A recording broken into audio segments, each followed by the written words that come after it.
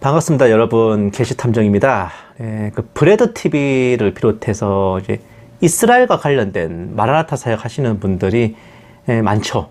그리고 그분들 대부분이 마라나타 업계에서 굉장히 존경받고 인정받으십니다. 유대인이면서 마라나타 사역자인 목사님들은 진짜 선지자에 준하는 존경을 받고 그렇게 말씀을 전하세요. 그리고 시대의 징조에 대한 메시지들도 많이 전달하시는데, 본 게시탐정은 뭐 대부분의 경우에는 그냥 그런가 보다 하면서 봅니다. 저는 사실 다른 사역자 걸 잘 안 봐요. 왜? 제 방송 만들기도 너무 바빠서. 외국 사역자에 대한 분별은 제가 데이비 윌커슨 목사의 1973년 예언, 그리고 어빈 덱스터 목사의 이스라엘 예측 등 제가 2건 정도 과거에 아마 분별했을 거예요. 2020년 3월에 제가 방송을 만들면서 정말로 내 대가라는 어빈 덱스터의 실력이 그 정도인가 싶어 좀 코웃음이 났었는데, 이후 외국 사역자들에 대해서 기대감이 많이 떨어졌는지 제가 크게 관심 안 두고 있었습니다. 그러다가 결국 제가 더 이상은 이거 좌시하면 안 되겠다, 미약한 목소리라도 이제 침묵하지 말고 내야겠다는 결심을 갖게 한 것은 아가페 목장에 올라온 한 영상 때문이었습니다. 보세요. 이게 왕의 대로라는 채널에서 올린 영상이에요. 유명한 마크 빌처 목사가 출연하는 행사인 것 같습니다. 히브리 관점 엔드타임, 계시록 14만 4천 명 산출 근거, 휴거 비율, 재림 조건, 이렇게요. 굉장히 흥미롭잖아요. 제가 이 영상을 한번 봤습니다. 보세요. 이번 컨퍼런스를 통해 14만 4천은 12지파에서 불러낸 유대민족이라는 것을 이해하고 있습니다. 아니, 그걸 컨퍼런스까지 가서야 알아먹었냐. 자, 다음. 첫 번째 질문. 14만 4천 명의 유대민족인 건 알겠는데 한 명도 더하지 않고 빠지도 않는 것이냐. 다음. 정확히 1만 2천 명씩 각 지파에서 나오는 것인지, 아니면 그 부분은 상징적 숫자로 이해해야 되는 건지. 다음. 어떤 사람은 14만 4천 명이 주의 종의 숫자다, 엔드타임 사역자의 숫자다, 혹은 그냥 구원받은 수라고 주장하기도 하는데, 그래서 첫 번째 질문은 무엇이냐면, 그것이 상징적인 숫자인지, 그리고 그것이 정말 주의 종들의 수인지, 또는 그냥 구원받은 자의 숫자인가. 본 행사가 끝난 후에 질의응답 시간에 나온 질문입니다. 게시탐정의 채널을 보시면 될 거 아니요. 뭐 끝까지 가서 물어보고 있어. 바쁜 사람 귀찮으시게. 14만 4천 명의 의미에 대해 묻는 질문인데, 여기에 대해 이차크 사피라라는 목사님인지 랍비님인지 대강 봐도 유대인처럼 보이는 사역자가 이렇게 대답했어요. 그것은 토라의 법칙으로 봐야 한다. 민수기 31장 미디안 전쟁에서 하나님이 명령하신 영이 근거다. 보세요. 미디안 전 민수기 31장 4절. 이스라엘 모든 지파에 각 지파에서 1000명씩 전쟁에 보낼지니라. 12,000명. 12지파에서 각 1000명씩 총 12,000명을 모았다. 이 숫자는 전체 60만 명 중 2%에 해당한다. 이것은 50명 중 1명을 하나님께서 부르신 것이다. 이스라엘을 변화시키기 위한 2%의 법칙이다. 여기서 유래된 게. 2%가 변화되면 전체가 변화되는 법칙이고, 2%는 첫 부활과 첫 열매를 가리키는 비율이다. 자, 보세요. 2%가 첫 부활, 첫 열매라고 하셨으니까 그것을 휴거의 확률로 볼 수 있지 않을까요? 하지만 그렇게까지는 이제 대답 안 했어요. 이 14만 4천 명은 이스라엘에 사는 자 중에 믿는 자들, 2%를 통해 98%가 변화되는 역사가 일어난다고 합니다. 이스라엘에. 그리고 아주 놀랍다는 듯이 언급하는 것은 14만 4천 명이 2%라고 할 때 곱하기 50을 하면 720만 명이잖아요. 현 이스라엘 전체 인구와 거의 필적한다는 겁니다. 그때 막 오마이갓 하면서 저때 현장에서 아마 감동의 쓰나미가 밀려왔을 듯한데, 본 게시탐정은 신앙적 감동도 성경적 팩트로 쳐부수는 걸 사역으로 하고 있어요. 유감스럽게도 추리를 아니 할 수가 없습니다. 본 게시탐정의 추리가 시작된 건 여기서부터입니다. 대체 50분의 1 법칙이 성경 어디 있습니까?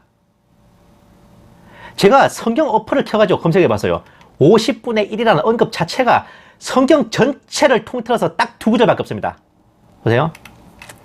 민수기 31장 30절 47절. 50분의 1을 가져다가 여호와의 성막을 맡은 레위인에게 주라. 이스라엘 자손의 그 절반에서 모세가 사람이나 짐승의 50분의 1을 취하여 여호와의 장막을 맡은 레위인에게 주었으니, 이것도 50분의 1을 구별해가지고 하나님께 바치라는 게 아니라 레위인에게 주라는 명령입니다. 그리고 2%의 법칙 운운하시는데 그런 법칙이 성경 어디에 또 있습니까? 미디안 전쟁 이후로 인구 2%만 추려가지고 전쟁에 투입한 사례가 어디 나옵니까? 12지파에서 1000명씩 인구의 2%, 50분의 1을 추려서 전쟁에 내보내는 건 이후 단 한 번도 적용되지 않습니다. 오직 미디안 전쟁 때만 적용된 일회성 이벤트였다고요. 거기에 근거해서 유대인들 자기네들의 율법인 토라에 그 무슨 법칙을 만들었다 한들 그건 니네들 율법이지 보편적인 성경의 원칙은 아니란 말입니다. 토라가 성경보다 우선합니까? 라고 물으면 저 사람들 아마 끄떡할 거예요. 왜냐? 진짜 꼬롬한 게 영상 말미에 저 이차크 샤피라가 하나님의 왕국 킹덤에는 질서가 있으며 그 질서가 토라이고 그것을 그리스도인들이 배워야 한다고 힘주어 말하는 장면이 있거든. 그게 또 아멘 아멘 하고 미친 거 아니야? 어디 그리스도인한테 율법 따위를 드립입니까? 확 깨는 대목이었는데 더 문제는 아예 작정하고 후라이 까는 부분이 있었습니다. 앞전에 2% 법칙을 힘주어 얘기하면서 60만 명 중 2%인 12,000명을 뽑으셨기에 마찬가지로 14만 4천 명에도 2%가 적용되면 이스라엘 인구가 거의 맞먹는 720만 명이 산출된다고 했는데 본 게시탐정은 이 장면 보고 이 새끼가 어디서 약을 파냐고 던져버렸습니다. 민수기 31장의 2% 법칙은 이스라엘 총 인구를 대상으로 한 것이 아니라요. 전투 참여 가능한 성인 남성 인구를 대상으로 한 겁니다. 그 인구가 60만 명이라고. 근데 얼마나 이런 디테일한 걸 설명 안 했으면은 지금도 아주 많은 주일학교 선생님들이나 성도님들, 주일학교 선생님들이 이제 이 히브리 인구 60만 명이 출애굽했어요라고 가르친 사람들 좀 많습니다. 출애굽한 히브리 백성들이 60만 명인 줄, 전체 인구가 60만 명인 줄 아시는 분들 의외로 많아요. 성인 남자만 60만 명이에요. 성인 남자만. 그러니까 나머지 인구는 120만 명이 될지 200만 명이 될지 모릅니다. 그러니까 민수기 31장에 나왔다는 그 2% 법칙을 원형대로 14만 4천 명에 적용하면은 군 복무 가능한 이스라엘 성인 남성 인구가 720만 명이 된다고요. 그런데 문제는 2022년 현재 이스라엘 남녀노소 총 인구가 886만 명이란 겁니다. 보세요. 총 인구 886만 8,126명, 세계 99위. 올해 기준으로 이스라엘 남녀노소 전체 인구가 그만해요. 저쪽이 말하는 720만 명보다도 160만 명이나 더 많죠. 그리고 문제는 제가 아까 말씀드린 것처럼 성인 남성 인구만 계산하면 720만 명보다 훨씬 적을 거기 때문에 그 무슨 2% 법칙은 전혀 14만 4천 명과 적용되지 않는다는 겁니다. 더 큰 문제는 2%가 98%를 변화시킬 수 있다면 지금도 이미 이스라엘 내 기독교 인구가 2%입니다. 그런데 어째서 이스라엘이 저 모양이야? 그리고 아닐 말로 유대인이 있네, 이스라엘이 있네 하면서 유대교도 제대로 안 믿는 세속주의, 사실상 불신자, 무신론자가 어디 한둘이겠습니까? 유대인들이 그렇게 신실했으면 예루살렘에서 키워 축제할까? 그 무슨 2% 법칙 다 어디 갔습니까? 하나님께서 시건하실 턱이 없으니 2% 법칙 운운하는 토라의 원칙이 개소리겠죠. 성경적 팩트가 그렇고 실무적인 결과도 그래요. 토라의 법칙이고 나발이고 성경적 팩트와 1도 상관없는 유대인 자체적인 룰일 뿐입니다. 거기에 하나님께서 왜 맞춰주셔야 되는데? 예수님 초림 때도 그러더니만은 아직까지 그 버르장머리를 못 버린 건가? 깝깝해. 응? 본 게시탐정이 히브리 관점 어쩌고 할 것도 없이 14만 4천 명의 산출 근거와 그들의 정체를 명확하게 성경적으로 알려드릴게요. 보세요. 계시록 7장 3, 4절에 근거하여 14만 4천 명은 이스라엘 각 지파 중에 인침을 받은 하나님의 종들입니다. 그리고 보세요. 계시록 7장 5절, 6절, 7절, 8절에 근거하여 14만 4천 명은 각 지파별로 1만 2천 명씩 선별되어 인침을 받은 이스라엘 유대인입니다. 끝. 옥시크린. 사도 요한을 통해 전하신 하나님의 말씀이 그렇다는데 까라면 깔 것이지 무슨 해석과 분석이 더 필요하신데요? 한글을 읽을 줄 아시면 성경을 펴서 지면에 적힌 글자를 읽어보시면 돼요. 그게 이해가 안 돼가지고 그 무슨 컨퍼런스까지 비싼 헌금 내고 가셔야 되겠습니까? 그리고 이제는 적나라하게 본 게시탐정 한번 보여드릴게요. 보세요. 유대력 5783년이 희년의 비밀. 헐, 5개월밖에 안 남았어요? 마크 빌츠 7년 대환란의 시작은 면제해 쉬미타 안식년의 가을절기 나팔절 대속절 초막절이 중요한 이유 5개월 남았소이다. 다음 주님 곧 오십니다. 앞으로 올 2개의 쉐미타 사이클 14년과 대희년 사바 때를 주목하라. 20년가의 엔타임 티칭 총정리. 아이고. 자, 다음 새 쉐미타 사이클의 첫 해 희년의 시작인 다가오는 나팔절을 주목하라. 마크 빌츠 목사 초강추 엔타임을 향한 하나님의 카렌다. 내년부터 7년 환란이 시작될 것인가. 돌아프겠다 진짜. 우리 맨날 말하는 무슨 절기를 주시해라. 가을 절기를 주목해라. 이때를 주목. 이게 다 아유 진짜 이것들이 원흉이었구만 이거. 자 다음 7년 환란의 시기와 징조 연속 블러드문. 7년 환란의 시작은 언제일까? 우리는 성경적인 카렌다. 성경적인 카렌다가 없어 임마. 카렌다가 없다는 게 성경적인 거야. 휴거 대환란 임박 회개하라. 유대인 목사 마크 빌츠 가을에 7년 환란 진입 임박한 휴거 대비하시라. 7년 전에 2015년에 블러드문 이거 갖고 주님 오신다고 개나 밟은 것도 이 마크 빌츠였구만 보니까. 자 블러드문. 자, 다음 7년 환란 시작 시점은 2029년 블러드문. 테트라드 이스라엘의 절기에 블라블라 2015년 블러드문의 정체를 밝힌다. 마크 빌츠 목사. 아유 개호라이 새끼 진짜. 이 새끼가 이 말 믿고 2015년에 휴가 온다고 떠들어제끼는 사람이 한둘입니까? 다음 이거는 이 내용을 이제 7년 환란 시작 시점 이걸 좀 이제 제가 약간 앞부분만 펼쳐본 거예요. 보시면은 30년 전부터 준비한 분들 3년 전 코끼리 전염병 이후 2015년 전후의 블러드문을 주목. 유대인 마크 빌츠 목사 요셉의 7년 풍년이 2015년에서 2022년 7년 흉년이 2020년부터 2029년. 와, 딱 지난 7년 동안이 풍년이었다고? 돌아프겠다 진짜. 우리나라 문재인 정권만 생각해봐도 풍년 아닌데 이게. 새 정부가 더 지독할 거라서 그때가 그나마 풍년이었다? 그럼 이해간다. 이스라엘 민족의 절기에 중요한 의미를 부여하면서 2015년 전후의 핏빛의 달 블러드문에 주목하여 깨어난 이들. 2015년부터 2022년까지 요셉의 7년 풍년, 2022년 10월부터 2029년까지가 요셉의 7년 흉년, 즉 7년 환란으로 보고 있습니다. 환장하겠다 진짜.